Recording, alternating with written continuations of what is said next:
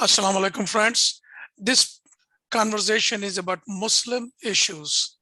Today, I'm speaking with Dr. Khaled Almaeena.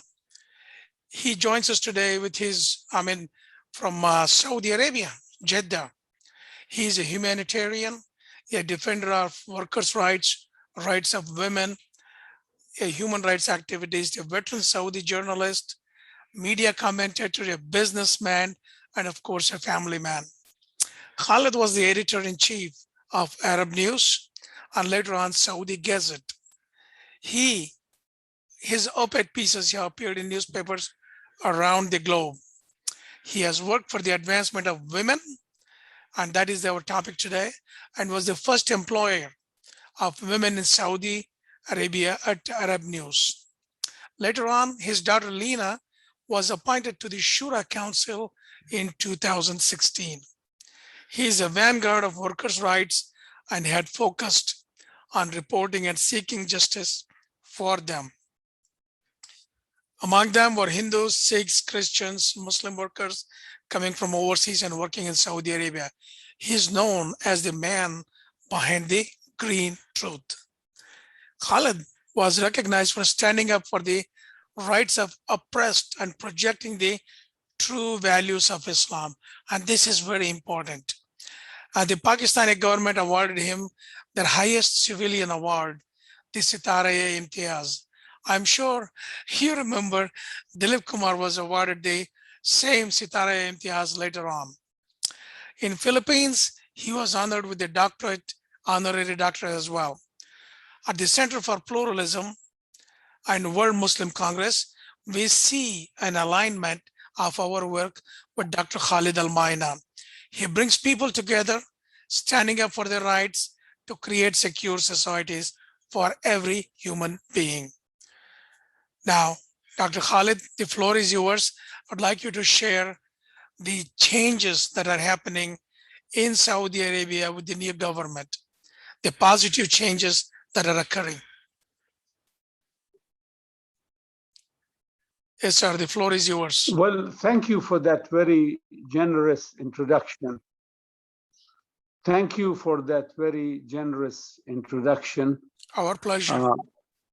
I was lucky to be in the right place at the right time. I always had that feeling of going into media and journalism, and I was lucky to be appointed straight away as the editor of the Arab News, where I was privileged to work with stalwarts and with good people and had good mentors. And my advice to young people these days in Saudi Arabia and the world over is to have a nice mentor where you can learn a lot. Humility is the true hallmark of a scholar or a would-be scholar. Indeed. Well, to go to Saudi Arabia.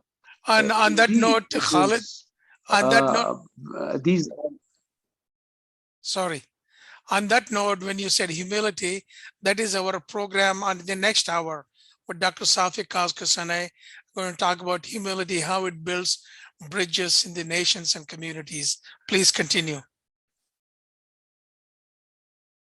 I had no idea about that, but anyway, what I would like to stress that Saudi Arabia is passing through very interesting times. And as I read about events around the globe, I am grateful that what is happening, the changes that are happening in Saudi Arabia. And as you know me by now, I'm a very independent person and a headstrong person, and I speak out my mind. But let me assure you and others that we are on the right track. What has happened in the past 4 years has been something that has really overtaken many efforts done by other people, especially when people talk about young people. Before I met you the last time, a couple of weeks ago, I talked to a group of 10 people and I asked them about their satisfaction level, and it was pretty high. What is happening now in Saudi Arabia is a sea change, the inclusion of young people in the decision-making process, in authority, in the government, where you have young people, head organizations, head institutions. They are working together in tandem with the government to come up with a new Saudi Arabia. I read the Saudi Vision 2030 a couple of years ago, and I read it well as an academic, very well crafted, and I read it both in Arabic and English. Now, the road is long and arduous. I will not be among those who say it is going to be easy sailing. What I'm saying, it is going to be very tough. It is going to be a long and arduous road, but at least we have a plan where we will be in 2030. This is very important because we had 5-year plans before, every 5 years, but there were no KPIs. The accountability factor is now very high. The governance level also is now very well pinpointed by the government. So you I'm see s- that. I'm so glad to hear that, Khalid. In fact, without planning, nothing ever happens. If you have a plan, you talk about it, you think about it, and you move towards it. In this book, the American Muslim Agenda, that you may have a copy of that, what we have done, as you mentioned, the Saudi Vision 2030, we have a 2036 vision in this book, and that is to have a Muslim American president in the US in 2036 elections. And the book lays out the details. How do we do? What do we all need to do to get there? Even if we don't get there, but we have a vision to go forward. And I'm so glad to hear. I would like to hear more about the 2030 vision. The 2030 vision also basically, from an economic standpoint, would be to lessen the dependence on oil. As we all know, and you don't have to be an Einstein to know that, is that the world is changing fast. Alternative sources of energy are coming up. Solar energy, other energies, hydrocarbons are being pushed aside. So in that respect, we are looking for new forms, whether in the field of science, information data, tourism, the ecology factor has been taken into consideration. With all these things in the background and also in front of us, the 2030 vision is now a clear-cut plan to know where we will be as the years pass by and we reach that year. There have been several successive reforms in this respect. Please share. And one of them was starting to the regulations, restructuring the powers of the, you see, the religious police before, which used to interfere in every facet of life, whether it was business or whether it was society and all. That was important. The other thing that, and I think what the Crown Prince did was removing the ban on women driving, which had no, religious or social principle. You see, this was very important because you had to be tough to take these decisions. I'm not one of those who praises people, but let me tell you, I would give the Crown Prince 10 out of 10, maybe 50 out of 10 for taking this head on and going ahead and doing it.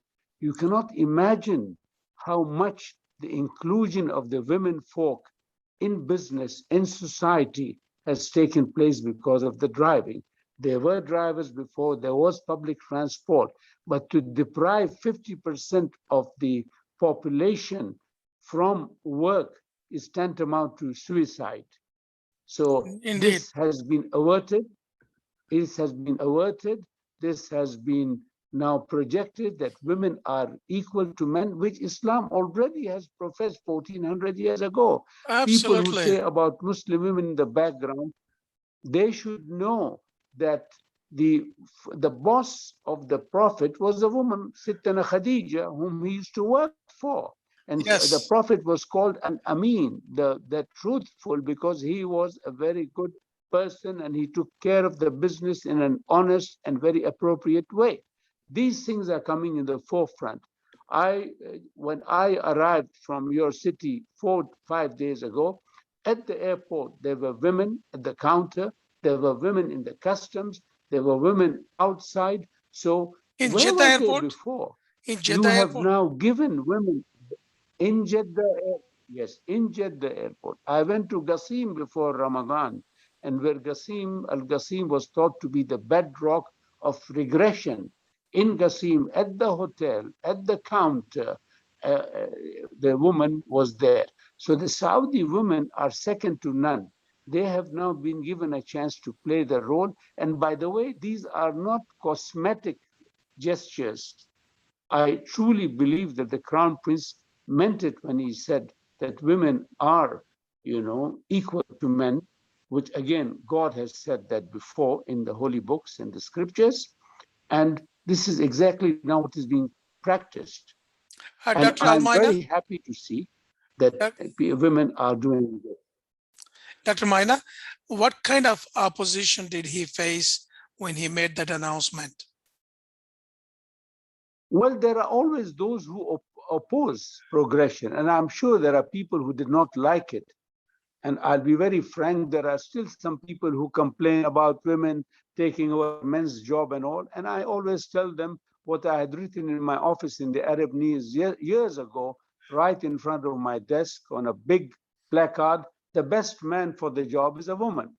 And I think Wow. here it is not just being the best man for the job as a woman. I think the Crown Prince believes that women are equally talented, they are equally capable of taking on a task.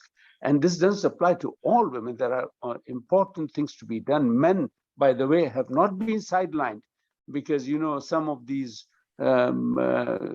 people who have these negative thoughts that think, oh, when women come, men will not be given jobs. No, those who are qualified and those who seek, positions that they can contribute to will be taken over. I'm very happy about this. And that is a sea change, So this, to as you me, is a mentioned great earlier. thing.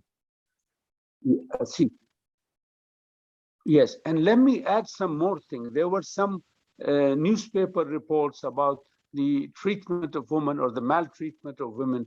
And I can tell you this, and I'm an ordinary person, since women drove, you see, because we don't have the culture of violence, social violence against women, no kidnappings, rapes, molesting, things like that in highways or roads. So women are driving, women are coming, women are going, strict rules and regulations. And one of the good things that the government did was to have the anti-harassment law.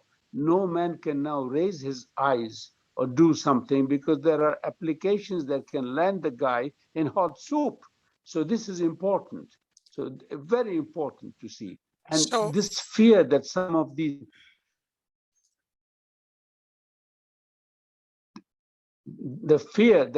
these men had that, women, something would happen to them, and some of these harbingers of reactionary thought had said before, this will happen, that will happen, that has all been laid to rest. Women are out in the forefront, and I'm very humble and proud at the same time to tell you that Saudi women are being selected because of their professionalism, their academic qualifications, and their determination to be a part of the development of this country. and that is a very beautiful change. What about some of the other changes in the Sharia law, like cutting the hands or chopping the head? And what about those laws? You see, there is going to be codification of the Islamic laws. I mean, like chopping the hands and cutting, and a lot of these were myths, like the stoning. I've been trying to figure out if somebody has been stoned. I think, and I truly made an academic research into this. Many myths about Saudi Arabia exist even now. We will bend backwards, and yet there are people who will always find fault within us. But let me tell you one thing, even the justice system is now being given a look over, and the ironing of any of these wrinkles that are there exist. The Crown Prince was on television, I think on April the 27th of this year, where he spoke of codification, where he spoke of the abidance by the Quran and the Sunnah, where he spoke of looking at some of the weak hadiths that existed. And, so these are a refreshing mode of thought for the people, within and without. Give an example. The blaring of the loudspeakers of the mosques. Yes, indeed. Now, nobody's against the adhan. Immediately, people said the adhan is under danger, so and so. Nonsense. Adhan is there. The call for prayer is there, and it's done in a nice way with a focus on the acoustics of the mosque and the area. Now, the other part is where somebody would be inside and give a lecture and scream and shout and all. That has been curtailed and stopped.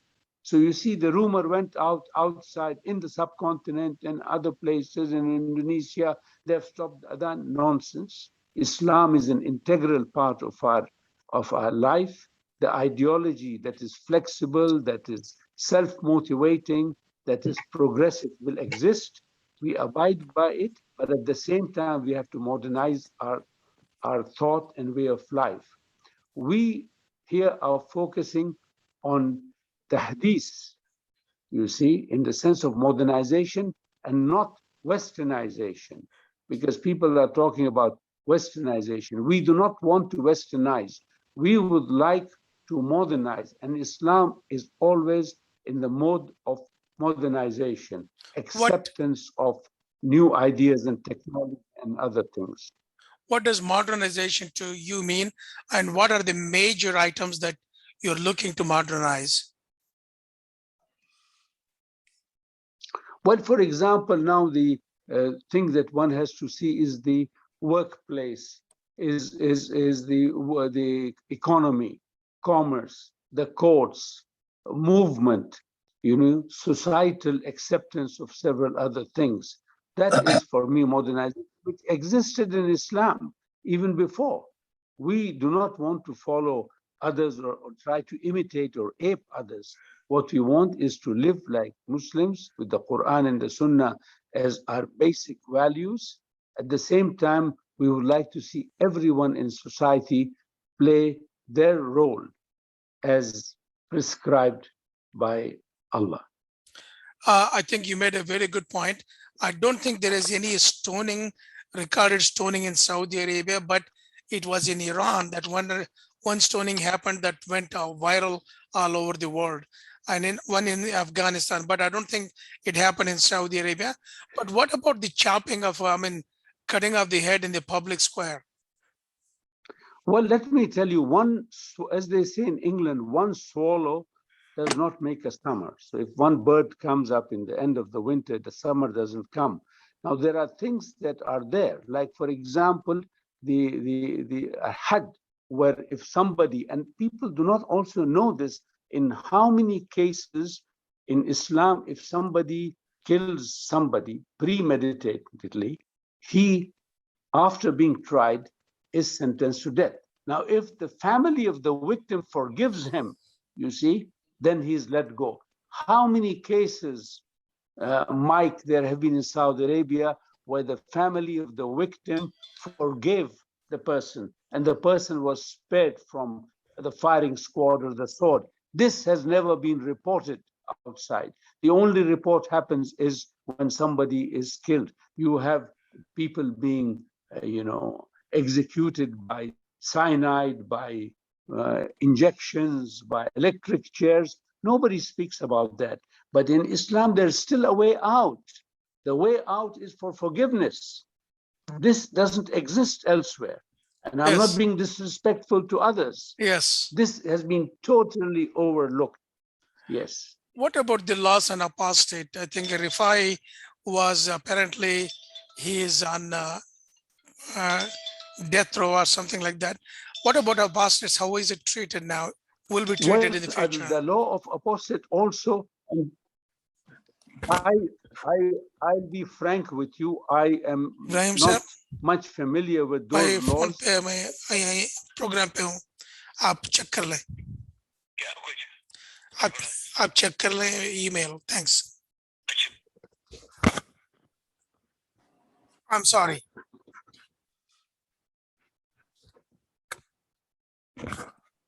Yes, by apostrophe or blasphemy laws, I'm not an expert, so I cannot dwell on that. And I hope that somebody like the doctor or some people who know about it. But let me tell you that when you hear of blasphemy laws in certain countries and in the subcontinent, in Pakistan itself, we don't have those things that people are just being killed and all. And blasphemy laws, if you remember, were introduced by the British when they governed India. Exactly. Well, this is it. So we are away from these things.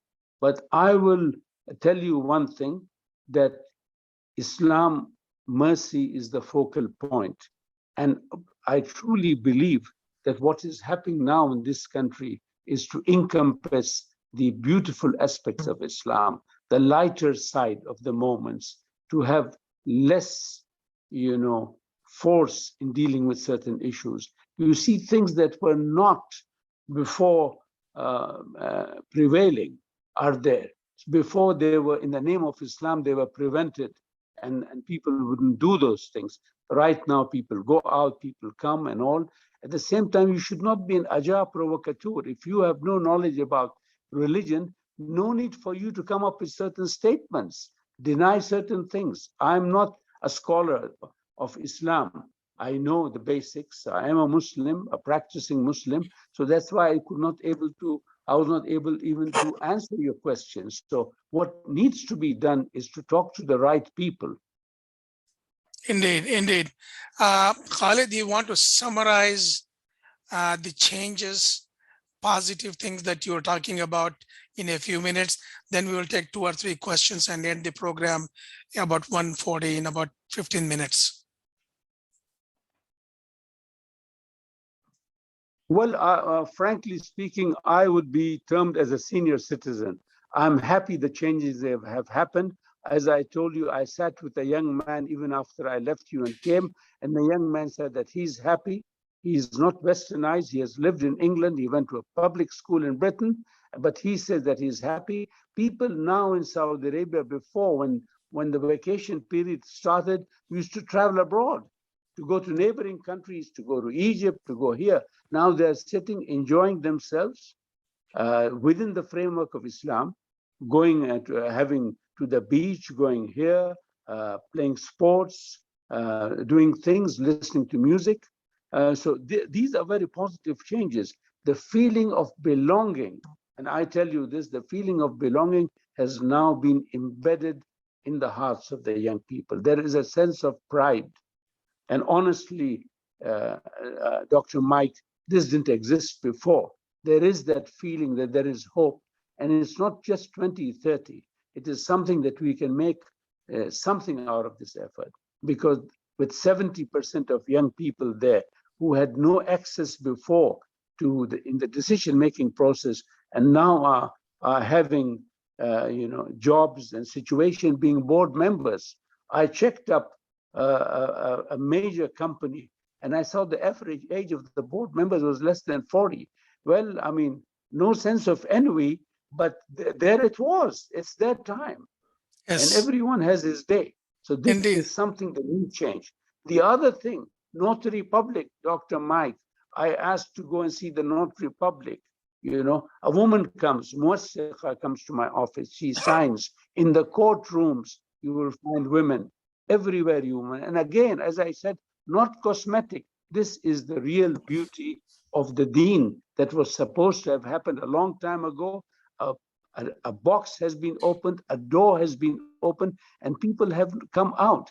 And not as many of these who speak of gloom and doom, and some of the unfortunate people who self-appointed religious, oh, this bad things will happen. No, people are people. The mosques are full. People are praying, and Alhamdulillah. Main thing in Islam is akhlaq, and the cornerstone of Islam is justice. We are trying our best. We are not the perfect people. We don't claim to be. Saudi Arabia still has a long way to go. There are many pitfalls on the way to 2030, yet there is recognition that these are issues that will come up in our way, and these are issues that our young people will have to go ahead and do away with it so that we can have a better paved road as we go. To finalize, I think the Saudi youth now would want to be passengers on the train of progress and life rather than being mere bystanders. That's a beautiful summary, and I'm very optimistic about what's happening in Saudi Arabia. I think it is a sea change, as you said. I think one or two of my friends have joined the conversation. If they have questions, please feel free to ask. Hello, Mike, and Assalamu alaikum to everybody. This is Abu Bakr Ibrahim from Dallas. I'm sorry I got a little late. I had another commitment, but this is a very interesting subject, and I think Mr. Khalid explained it precisely the way it is. A couple of days ago, Mike, I heard a live 1-hour interview with Prince Turki Al Faisal from Saudi Arabia with CNBC.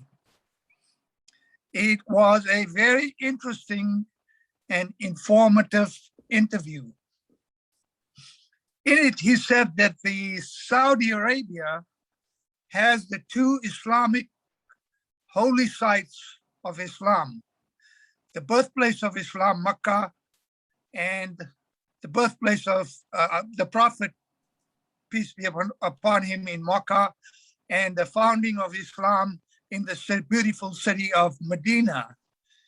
And 1/5 of humanity around the world on this planet stand 5 times a day and pray towards those two sites. This is an immense responsibility on the Saudi authorities.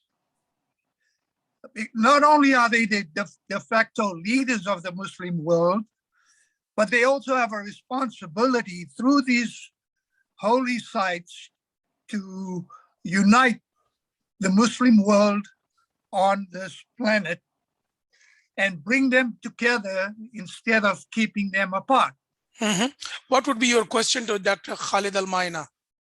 Yeah, well, Saudi Arabia's, Dr. Khalid, Saudi Arabia's Islamic institutions have undergone massive reform as Prince Mohammed bin Salman introduced Vision 2030. Right. These reforms are incremental. Do you think, I assume you're a Saudi citizen and you're from Saudi Arabia, that these reforms are compatible with the Saudi Arabia's authorities' responsibility towards the Muslim world? Beautifully said. Would you like to ask a question? Yeah, that's my question. Are these reforms that are being introduced, Mr. Khalid, are they compatible for the rest of the Muslim world? And in your opinion, will they work for the future? Good question. I think yes, they will work in the future because if they are of Islamic values, they are applicable everywhere. So there are no such thing as Islam of Saudi Arabia or the Islam of others. The basic tenets of Islam are the same. Cultures different, political outlook difference, other views are different in different countries, you see. But basically, goodness, honesty, things to be done, the Quran and the Sunnah, the good interpretations of Salah and Siyam and everything is basically the same. So I think they will work, yes. Saudi Arabia has been host to the Organization of Islamic Conference, to the World Muslim League and all. Now these need to be, to be reinforced. And I'm sure as internally we are now restructuring and making this vision, I'm sure the government has in mind also to see to it that we play a paramount, to have a paramount work in the whole Muslim world. It doesn't mean that we want to be leaders of the Muslim world. No, we want to be a powerful guide and a powerful force, a powerful partner in what is happening around, not only in the Muslim world, in other worlds, because humanity is the same. The government here has been quite open about helping other people even before these changings have happened. So I think, yes, I am quite positive and about what is going to happen in the future. I hope that answers your questions, Mr. Abubakar. It does. Yeah, I do have a follow-up though. Go ahead. Since there have been some significant changes, now I know Wahhabism has played a central role in the Saudi philosophy and religious environment. Is this going to continue with the reforms, or are the reforms going to be decelerating Wahhabism? For example, now Prince Mohammed bin Salman has allowed women to drive. He's allowed cinemas to come into various parts of Saudi Arabia. And tourists are going to be allowed in many cities of this beautiful country. And is this in line with the Wahhabism? And also, Prince Salman did say that the Constitution of Saudi Arabia is the Holy Quran. So all of these reforms, as I've indicated, the cinema, the woman, Wahhabism, its relationship with the international community, the 9/11 events and how they impacted Saudi Arabia, all of these factors considered in the reforms, and how will they move forward with all these important factors? Like Mike explained, Sharia law is applicable. People are still, hands are being chopped off, although there have been gender liberalization. It has not completely implemented gender equality. So, Mr. Khaled, these are the few points that come to my mind, and I wonder if you could, enlighten us on those. I mean, I wonder why the focus on hands being chopped off. I'm trying to find out and know when was the last hand being chopped off. Frankly speaking, there are rules and regulations, there's codification of law, and there's no such thing as Wahhabism. There are certain people.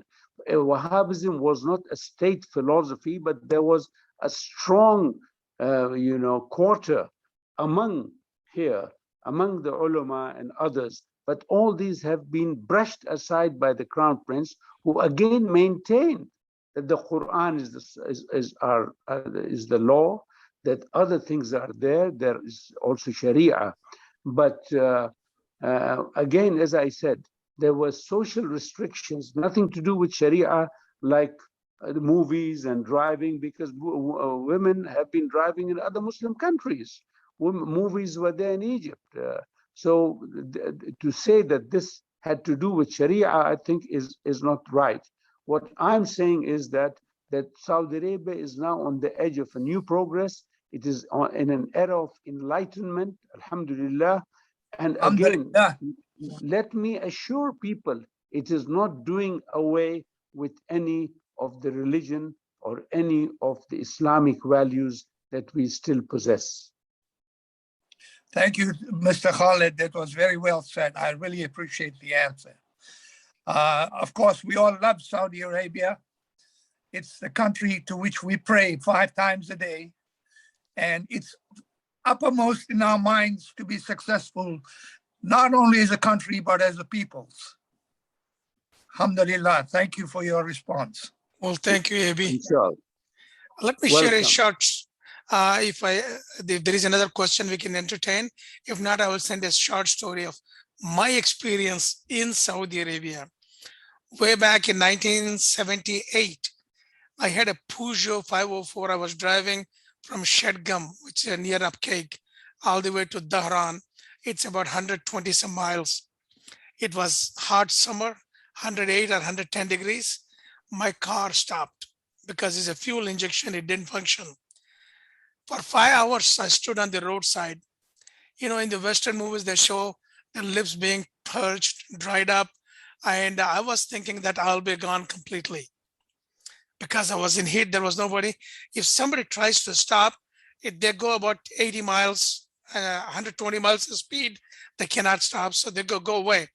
Finally, somebody with a Datsun truck. At that time, Nissan was Datsun. There was a camel in the back sitting, and there were two goats. He pulled over, and he drove all the way back about 1 or 2 miles back. And I said, I was completely exhausted. I thought I was going to be dead. I thank God for somebody to come and stop.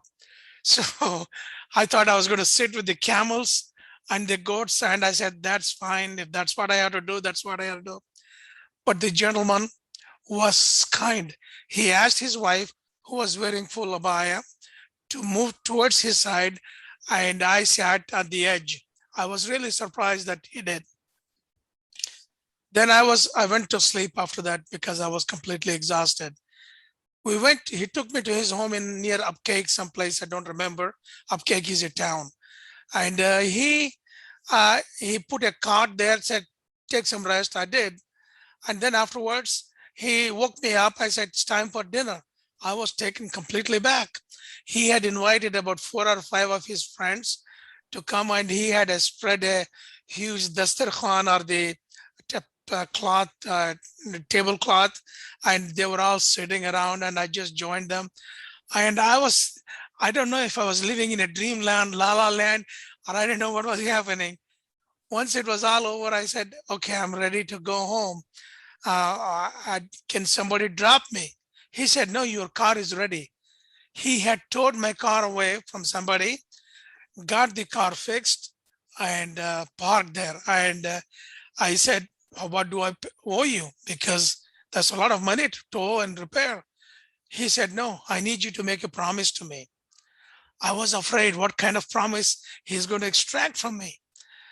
And then I said, okay, whatever promise he asked, I'm going to do it because he was good to me. Then he said, what is the promise? He said, next time you see somebody stranded on the street, stop and help them. And then that's how you compensate me. That's how you take your debt off. And that was a beautiful story. I have always enjoyed that hospitality that Saudis gave me in 78.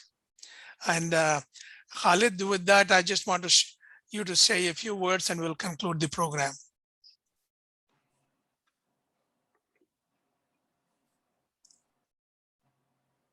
Dr. Khalid? Abi, you want to say a few words?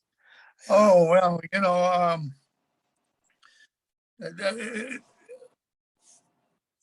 Saudi Arabia is near and dear to our hearts. I've been there for the pilgrimage to Mecca and Medina. They're beautiful, serene, tranquil cities. The Saudis go the extra mile to welcome pilgrims. And currently, their Islamic institutions in Saudi Arabia are undergoing massive reforms. As the 2030 vision by Prince Salman consolidates itself for the country's future, as Dr. Khalid indicated, 70% of the youth are under 30 in Saudi Arabia, and these reforms are directed toward their future. These reforms are incremental and reversible. Indeed. But they represent a systematic restructuring of religion's role in Saudi Arabia. Great. So we commend Saudi Arabia, and we encourage Saudi Arabia, its administration and its people to continue with these reforms. because Islam is a religion of moderation. The Prophet, may peace be upon him, was a man of moderation. He took the middle road. He didn't take either extreme. And that is what we want today. And, the same thing applies to the newly liberated Afghanistan country. Yes. We want the middle road and not any extremes. This will allow these so-called Muslim majority countries to join the sovereign nations of the world, to join the nations of the world and contribute towards the betterment of humanity as a whole. Amen. Well said, Abi. Khalid, Yeah. if you are there, you can take a minute to conclude it. You have to unmute. Khalid, you have to unmute. You have to unmute. Yes, Okay. I have unmuted myself. Thank Taken the you, Khaled. what I would like to say, and whatever reforms are taking place in Saudi Arabia, you see, are being taken with the prime object of domestic progress. We are not doing these things so that the Western press will go gaga over us, or we want to be the blue-eyed boys of the Western media. We are doing this out of sheer realization that it's a do and or die situation. Our dependence on oil will become less. Our children will play a bigger role. Science, technology, social studies are now paramount. Doctors, engineers, artificial intelligence, these are the key subjects that are being discussed in any coffee shop among Saudis. And this is what is important. I take offense that we are taking, these progressive issues because others want us. No, because we want to do so. We want to be a part and parcel of the global economic activity. We are a part and parcel of humanity, and we also want to be viewed as moderates, as people who are middle of the road, as who have a religion, who are proud of their culture, and at the same time have the humility to know that the road is long and arduous, and inshallah we are going to reach our vision of 2030, and everyone will be involved in that. Thank you very much. Ameen. Amen. Thank you very Ameen. much. You want to say a short dua? Well, all I can do is pray to Allah to guide all of us. I pray to the Almighty, the God of all, that in this world we will be together. We share values, we share good behavior, we share common challenges. Right now, the main challenge to everyone, regardless of race or religion, is the pandemic, diseases, hunger. These issues are to be, the environment. So with all this, we have shared challenges. And I hope and pray that all of us will work together to sort of overcome these challenges and make a better place for our children, who are the children of all humanity. Thank you very much. With that, we conclude the program, and you can find this video at, if you go to YouTube and just type in Muslims Together, our Center for Pluralism, you will find the video late tonight. And the next program will start in about 12 minutes. It is about humility, how humility, a Islamic value, 10th value that we are calling, how humility changes the world. And if you don't have the link, just go to worldmuslimcongress.org, worldmuslimcongress.org, and right on the front homepage, you will find the second link. First link was this program. Thank you very much. Assalamu alaikum. Mike, will I be able to join with the same link? No, it's the second link. Is there a second one on the email? Yes, it is there. Okay. Thank you so much. Assalamu alaikum.